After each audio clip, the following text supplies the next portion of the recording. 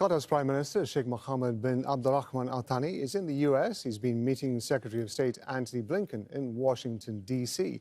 The meeting comes just a day after he's met intelligence officials from Egypt, Israel and the US in Paris to discuss a possible deal to release the captives held in Gaza. He's going to be speaking at an event hosted by the Atlantic Council think tank on regional de-escalation, Gaza and the US. He's just had an introduction from Frederick Kemp, the president and CEO of the Atlantic Council.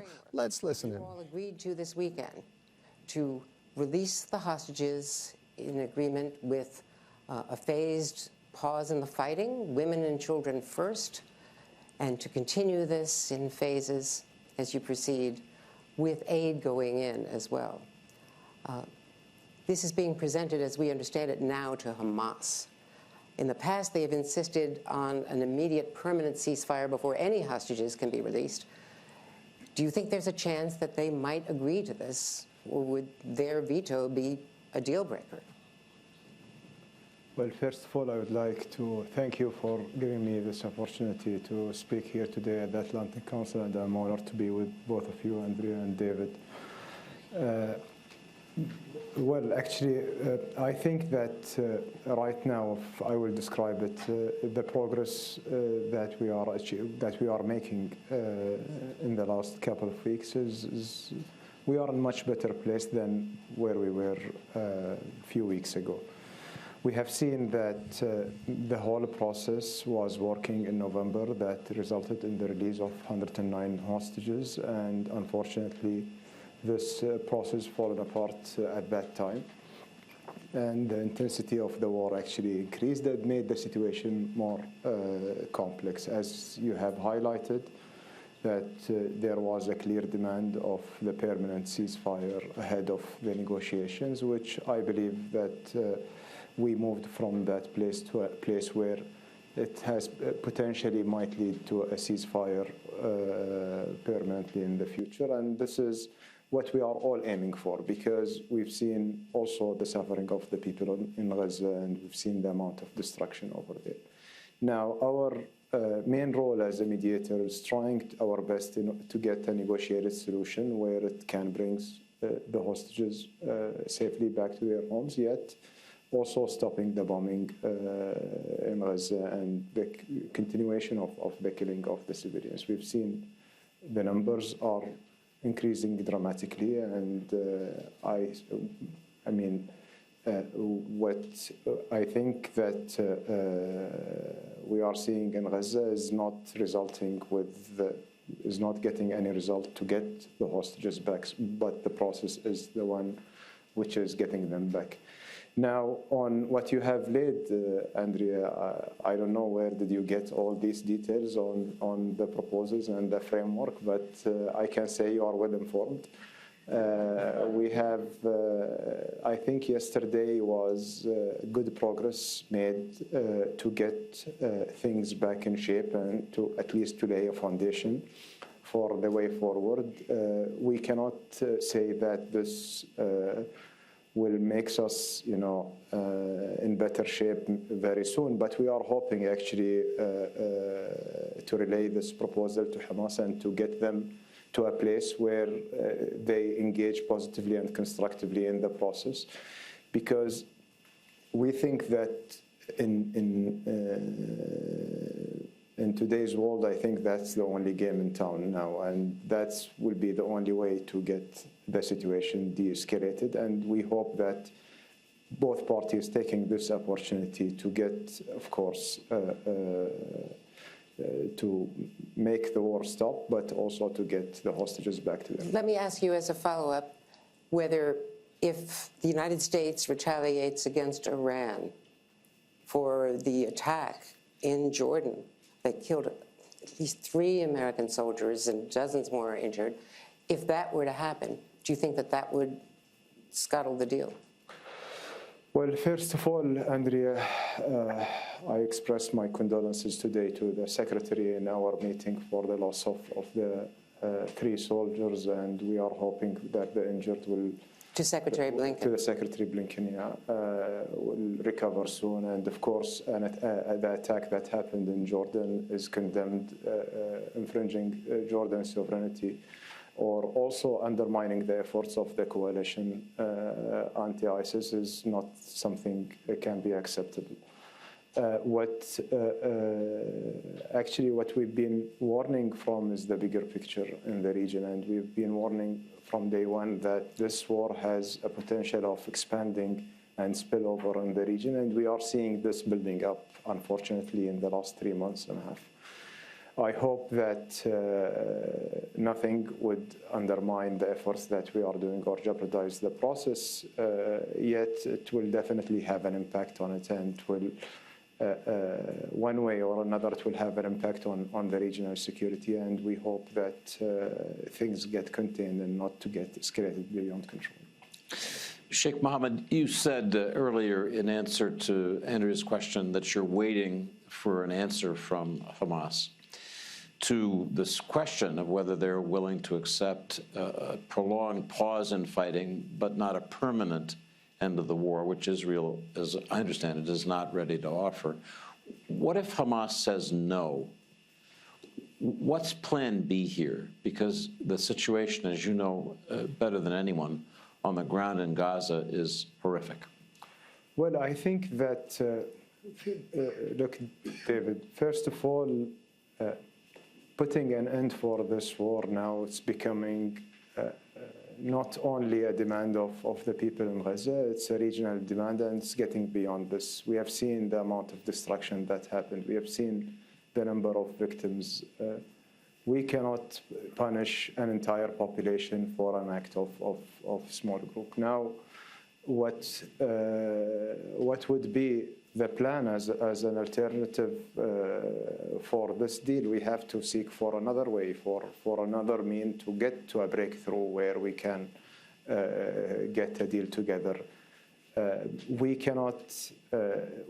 We are an intermediary party here. We are not party of this conflict, and we are trying our best to bridge the gap. As the framework that yesterday been agreed upon with all the parties was a framework based on what's been proposed by the Israelis and what's been a counter proposal from Hamas, and we tried to blend things together to come up with some sort of a reasonable ground that brings everybody together. Now, we don't know and we cannot predict what Hamas' response will be, and we are sure that we will be faced with some challenges and obstacles, but and it's not an easy process since we embarked it from day one in the war, but we are committed to continue to carry forward and to come up with some solutions that provide the ground for everyone to move. If they say no, are you prepared to pressure them? You have a lot of leverage on Hamas.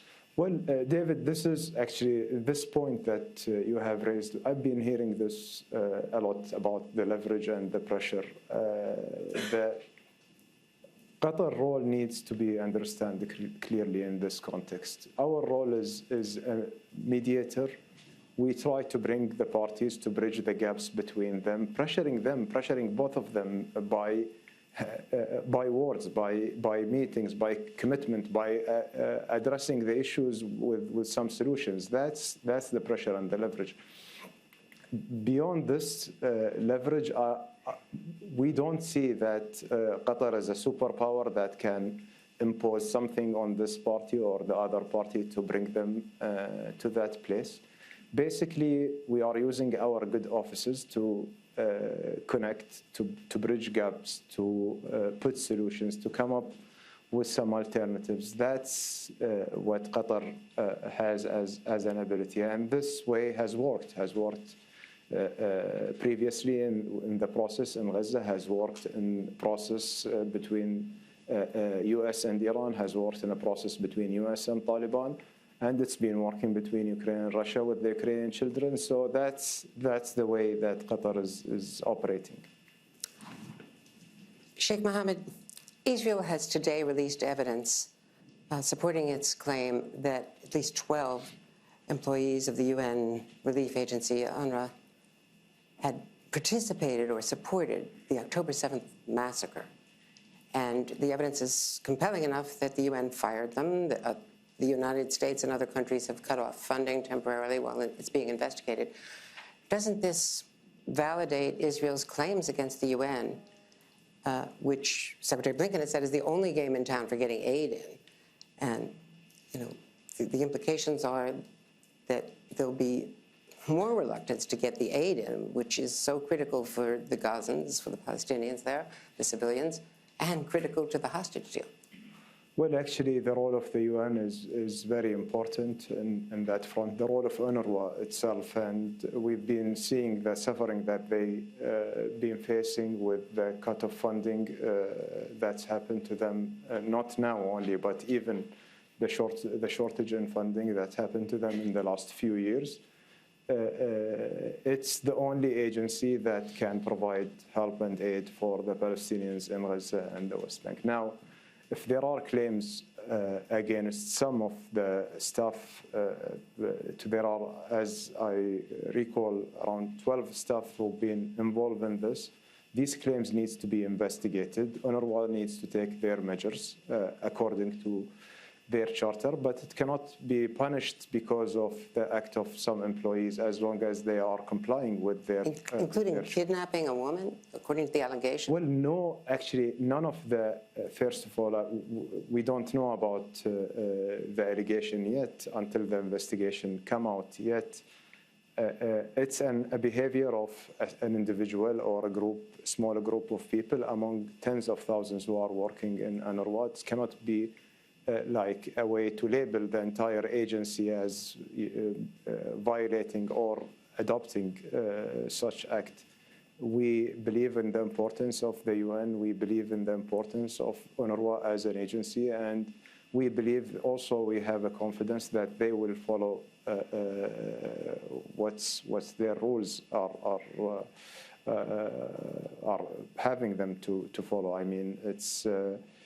As they mentioned, they are taking all the measures. They are investigating, and they fired them this morning. So this is at least, they are doing their part as an agency, but it cannot be a labeling for the entire agency. And finally, did Israel agree, as part of the agreement this weekend in Paris, did Israel agree to accelerate the aid deliveries, which would be through the UN? Well, actually, look, unfortunately, and this is something that we've been repeatedly saying, that's, it's not a way to use the humanitarian aid as a leverage or as a pressure on the people. People in Gaza are dying from starvation. We have seen the suffering that they are going through is something unprecedented. We never seen before in any conflicts. And just let us, picture this. Gaza is the only conflict zone where the people have nowhere to go to, have no shelters. And even with the safe zones that they've been allocating and dedicating for them since the start of the conflict, they've been bombed in those safe corridors, in those safe zones, and there are no place safe for them over there. So this shouldn't be part of any deal yet. Unfortunately, it's being used as a bargaining chip all the time. Sheikh Mohammed, as you said at the outset, we're on the edge of a much wider war that could involve the United States, Iran proxies, maybe even Iran. So I want to ask you two questions. First, after this attack that killed the 3 Americans, in northern Jordan, is Qatar prepared to condemn that attack as something that is wrong? Well, actually, I just mentioned that very clearly. We condemn any act that try to, first of all, to undermine the security and the stability of the region, infringing the security of a country like Jordan, or even killing soldiers who are part of a coalition that we are a member in. So it's not something can be acceptable. Yet we are saying that in order to get and to rescue the region from going through like more and more suffering, through more escalation, is really to find a solution and to put down what's happening in Gaza. That's a key thing. So you've favored at every stage mediation, diplomacy, and de-escalation. I want to ask you if you are playing any mediating role now with the Houthis, and what messages your government is sending to Iran, with which you have good relations. Well, actually, there is no any mediation role that we are playing with the Houthis right now, but we are in continuous conversation with Iran about the regional situation and the regional escalation. We are in continuous conversation with other what do you say to Iran from the region, that we would like them to use their links and their relation with everyone, with all the forces, to de-escalate and not to get the situation out of control. As you just mentioned about the Houthis, what's happening, disrupting the trade, the international trade in the Red Sea, is something affecting all of us. Freedom of navigation is something very important for my country, for the entire region, for the world, and something unacceptable to be messed up with. Yet we are seeing that the situation is boiling up here and there, and everyone, unfortunately, is dancing at the edge. And we have seen what happened yesterday with the attack on and killing the Americans is a result of trying to do some operations here and there to undermine the regional security or to show that some pressure, yet it resulted with the killing of 3 soldiers. In leaked audio on Israel's Channel 12, Prime Minister Netanyahu can be heard criticizing your country, criticizing Qatar. He says, I don't thank Qatar for the previous hostage releases. Why? Because for me, Qatar is essentially no different from the UN. It is essentially no different from the Red Cross, and in a way, it's even more problematic. Does that make it harder for you to deal with Israel as you were dealing with Israel this weekend in Paris? Well, honestly, Andrea, I don't want to comment on such a statements, and we are not expecting thanks from him or from anyone. We understand our role. Our role, we believe it's important. We've been very honest from the beginning. We've been very transparent with everyone, and our role has proven that it's getting results and not just putting out some statements or using it for political exploitation. And being like similar to the UN or to the Red Cross, those are humanitarian organizations. So we are proud to be among this club. The Prime Minister has also said that he's against a Palestinian state, and that his goal is to eliminate Hamas, its leadership, and its fighters as part of this military campaign. Do you think that that is possible without jeopardizing the lives of the hostages? Well, first of all, the only way forward for us to have a peaceful region is a 2-state solution. That's what Qatar stood for. That's what we are believing in. That's what we believe that the entire region has adopted a long time ago. And the 2-state solution will, of course, needs like partners on the other side. If we see a leader on the Israeli side who is opposing such a solution, then what's the alternative? Well, he would ask you, how can we live side by side with people who are dedicated to our elimination?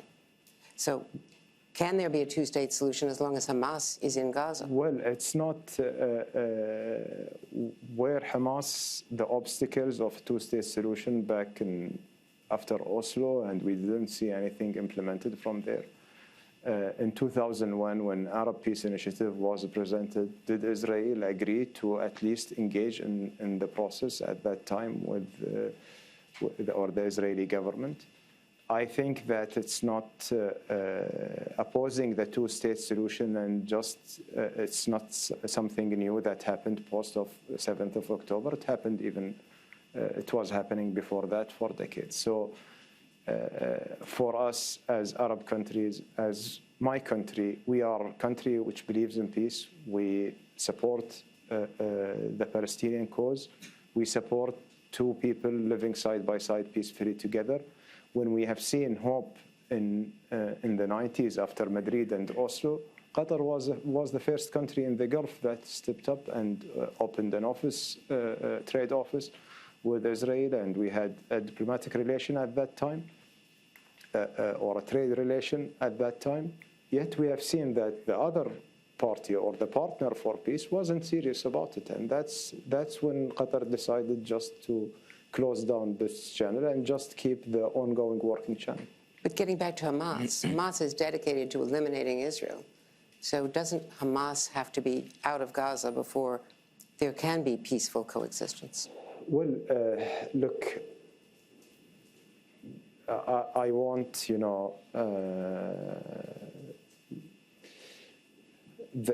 this dedication of eliminating Israel, we know that now the only way forward is two-state solution, is people living side by side next to each other. Now, whoever is accepting this principle, I believe this should be,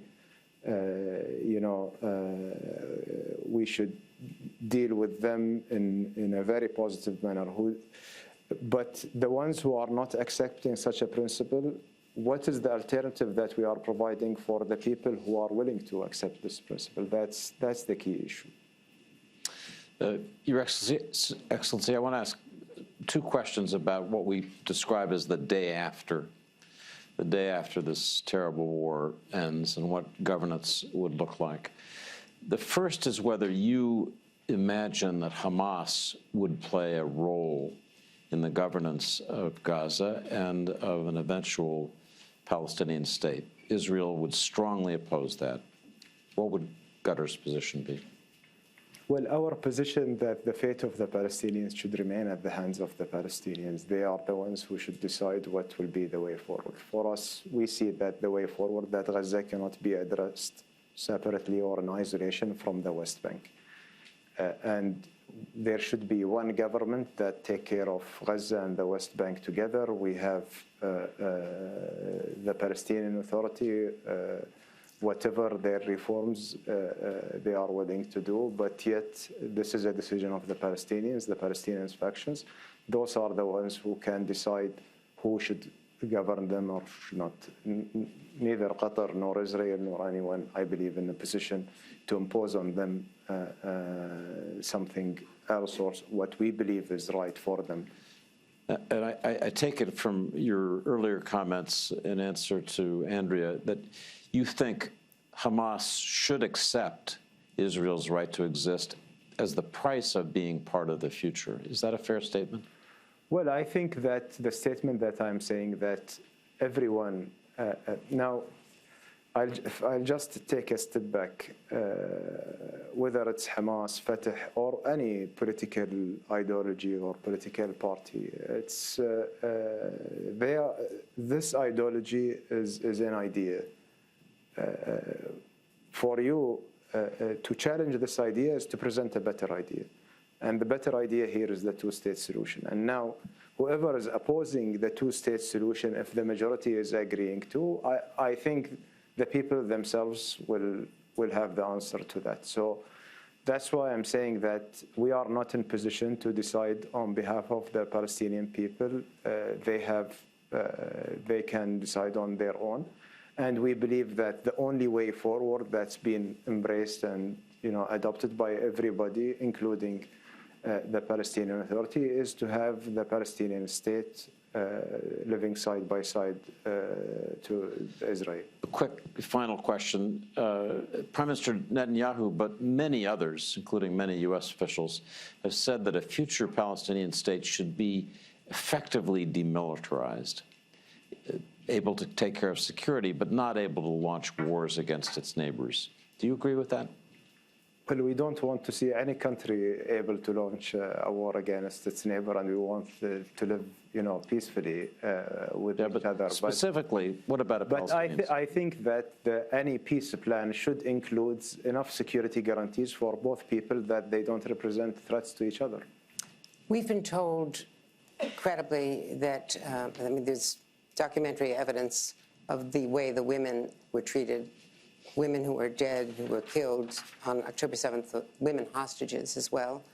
the rape, the sex is being used as a weapon of war, and that there have been abuses continuing in their captivity. So there's such a priority on releasing these women who should have been released back in November when that was the agreement.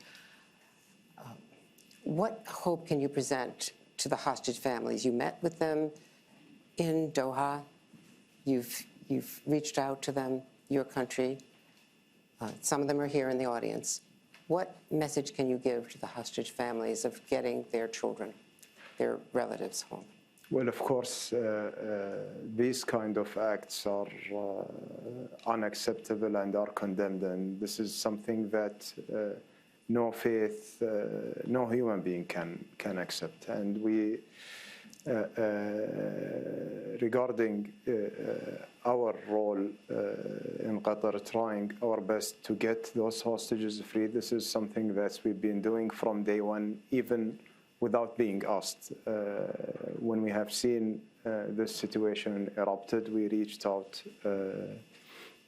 to Hamas right away, and we were demanding to release all the hostages. Unfortunately, things went to another direction and didn't work out the way everyone wanted at the beginning.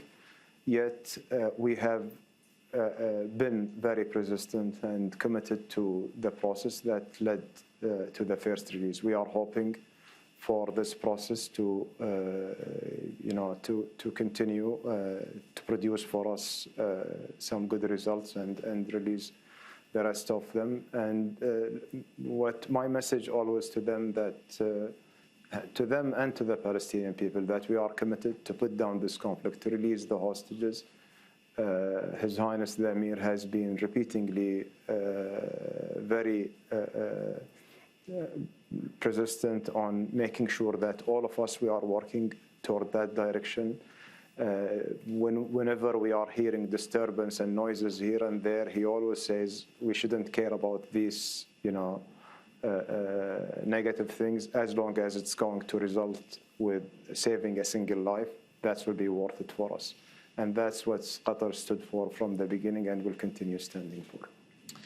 You've been living with this crisis since soon after October 7 as a mediator, following it day to day with Israeli Mossad officials, CIA Director Burns, and others. I want to ask you, as somebody who's so close to it, the question that was put to General Petraeus at the beginning of the Iraq War, which is, tell me how this ends. In your mind, as a mediator, what does the Middle East look like in 5 years if you're successful in your mediation? Well, it depends to what direction this mediation will. If we will get to a situation where the war is ended and we go back to the same previous status, which is a separate Gaza and the West Bank, no hope for a political resolution, and the region remains as a hostage of some political dynamics happening here or there, then we are going to be in much worse situation 5 years from now, and the situation will not, the attack that happened on 7th of October, there is another one, there is a bigger war will happen, and honestly, we don't see like a positive perspective out of it. But if we are going to seize this opportunity, we are going to ensure that after this, there is an international commitment for a peaceful resolution, for a two-state solutions. There is a clear path for the Palestinians for their statehood. Then it will be much better picture for all of us and much better perspective in the region. And we are hoping to choose this path, not to go with the previous path. Do you think Iran would agree with that? It's Iran's proxies, the Houthis, Hezbollah, Hamas. Well, it's look, I don't want to speak on behalf of any country yet. I am telling you that my position as State of Qatar, our position there in the State of Qatar, our position in the region, that we are agreeing for this, as long as the region and the parties are agreeing to this, that will be the best guarantor for the future process. We have questions now, David and I are receiving from the audience, both here and virtually, from Thomas Warwick. Hamas put out a statement in English 2 weeks ago justifying its October 7th attack. Notably, it called for a Palestinian state, but failed to call for a two-state solution. Will you publicly call for Hamas to publicly accept a two-state solution? Well, actually, our call for the entire Palestinian people is to accept a two-state solution. That's our position, and that's what we see the only way forward for us. So I'm looking at the next question, Mr. Prime Minister. You've repeatedly said that Qatar is a neutral mediator, which has no leverage over the parties other than words, yet it's been widely reported that for years the top leadership of Hamas has lived in Qatar. How does that square with your claim of being a neutral mediator? Do you really have no leverage over an organization whose top leaders live in your country? And that comes from Professor Ord Kitri. Well, I think that this living in Qatar has been always like taken out of context. Qatar has Hamas political office now for almost 11 years. It happened in full coordination with the United States to establish communication channels and to be used in resolving the situation in the region. It has managed multiple de-escalation ceasefires throughout the years, and it's proven to be effective. We hosted Taliban political office that resulted to the agreement between US and Taliban. And it doesn't mean that being there, hosting them, is a leverage that we have over them. And Qatar's role has been very clear, very transparent, dealt with in very close coordination, whether it's with the US or with the other parties that related to any conflict. So we don't see that this is as a point of leverage. We see this as a channel of communication that we are using always for good causes. And a brief follow-up. I want to ask you whether the Israeli Mossad, their intelligence service, with which you've dealt now for some years, has been a reliable negotiating partner. Well, actually, the negotiation that we have accomplished, whether it's on this conflict or on the previous conflicts, it was always happening through them, and we have seen the results. Actually, that's the best judge for it.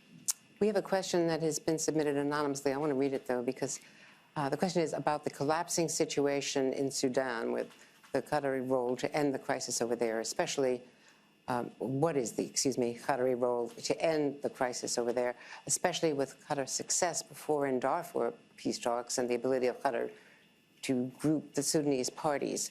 I asked this just coincidentally. I was there with our UN ambassador on the Chad side of the border at questioning refugees and the toll on the civilian population in Darfur as it was when I was there in 2005 with the Secretary of State at the time, Condoleezza Rice.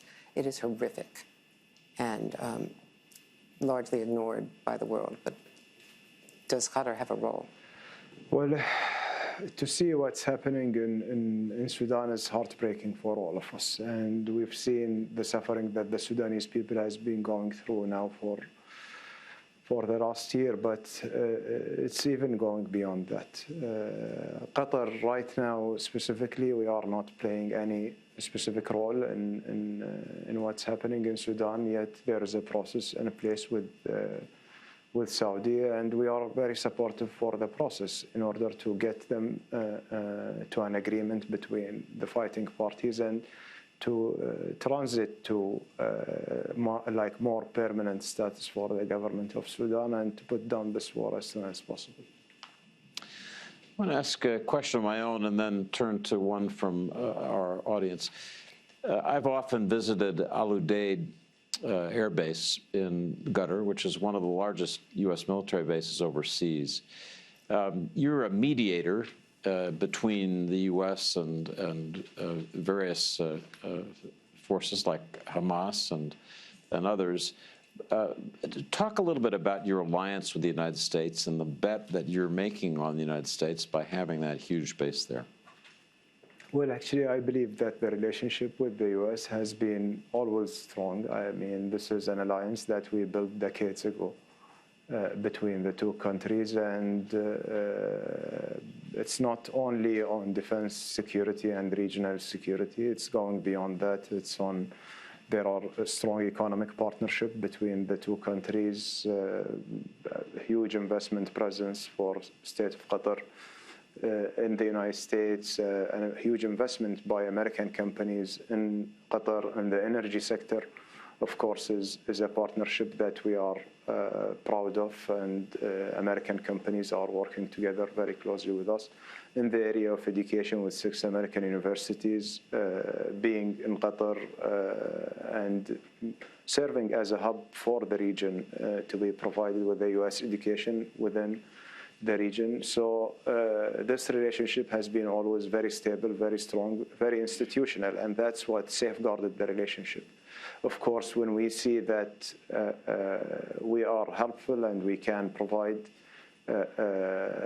support for the U.S. in different conflicts, we always, of course, look at this as an opportunity just to strengthening the bonds between our two countries. And I believe that this is something good for Qatar to have a reliable partner such as the United States, but also good for the United States to have a reliable partner like State of Qatar. Let me just paraphrase this question from Yad Shamal. How can the existing diplomatic and mediation be stepped up to get us from where we are, which is conflict, worsening conflict, to peace and stability? Do we need an international conference? Do we need a greater role for the UN? What more can be done to bring this home? Well, I think that there is an ongoing regional efforts right now together with some international partners in order to see what's the way forward. I think that all of us, we are very much calibrated toward how to seize the opportunity right now and to put everything on a track and to go toward a two-state solution and a peaceful resolution in the entire region. Just let us picture this. If we can put an end for this conflict that's been lasting for a decade, the entire face of the region will change. And anyone who will claim the opposite, the people of the region are the ones who are going to stand against it. Let me also add one of mine. We talked earlier about your concerns about an escalation at this point, given what happened in Jordan and now the pledge from the President of the United States to retaliate. He's being pressured by Senator Graham and other critics to go directly to Iran, to retaliate inside Iran. If he were to do that, since deterrence clearly has not worked, there have been 160 attacks, would he be justified? What would be the impact if the U.S. strikes inside Iran? Well, actually, we don't encourage any attacks to happen in any country in our region, and we believe the ones who are responsible for the attacks, those are the ones who should be held accountable. Of course, we are calling for de-escalation to contain the situation as much as possible, and we are hoping that this doesn't go and doesn't reach to that level. Our region cannot just live with more escalation and further escalation. And we have to focus on the main issue over there. Getting things back and restoring calm in Gaza is going to be key to diffuse all other escalations in the region. But do you think what these militias have done, and there's some evidence that may have come from Syria, from Iranian-backed militias there, what they and what the Houthis have done with the Red Sea, could any of that happen without Iran arming them? Or does it even go beyond that, directed by the regime? Well, look, I will go back to the parties who are carrying on these conducts. Those are the ones who need to be held accountable for any misconduct or any attempt to undermine the peace and security in the region. We are not in position to point fingers on this or that right now, and I believe that for us the key focus should be how we contain the situation, how we de-escalate it, how to address the real issue and not just to treat the symptoms. A final question as we get near the end of our allotted time. In the past, there's been a lot of tension between your country, Qatar, and the Kingdom of Saudi Arabia, next door to you. How are relations today, and where do you think they're heading? Well, I think we are in a very good shape.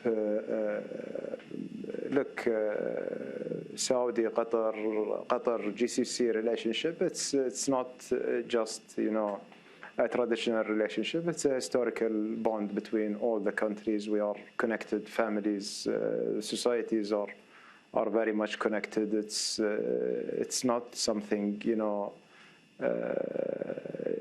go through some difficulties from time to time. We understand this. We are trying to deal with it in a wise manner and to overcome it and to look, for a better future. Our relation with Saudi right now is very good, very strong. We are working together very closely when it comes to the conflict now in Gaza as well, and also on a bilateral level. I think the collaboration between Qatar and Saudi has been improving a lot in the past few years. And this is what we are focusing on, how to make sure that GCC relationship always protected, always safeguarded, and how to build an area of common interest between all of us in order to avoid any differences in the future. Well, thank you so much on behalf of myself, NBC News, and of course the Atlantic Council here welcoming us. David. So, Sheikh Mohammed, I last talked with you at Doha. Like all of us, I've followed your efforts to mediate an end to this terrible hostage problem and the larger war with interest and appreciation. Thank you so much for talking with me and Andrea today and with the audience here. Well, thank you. Thank you very much for having me. Thank you.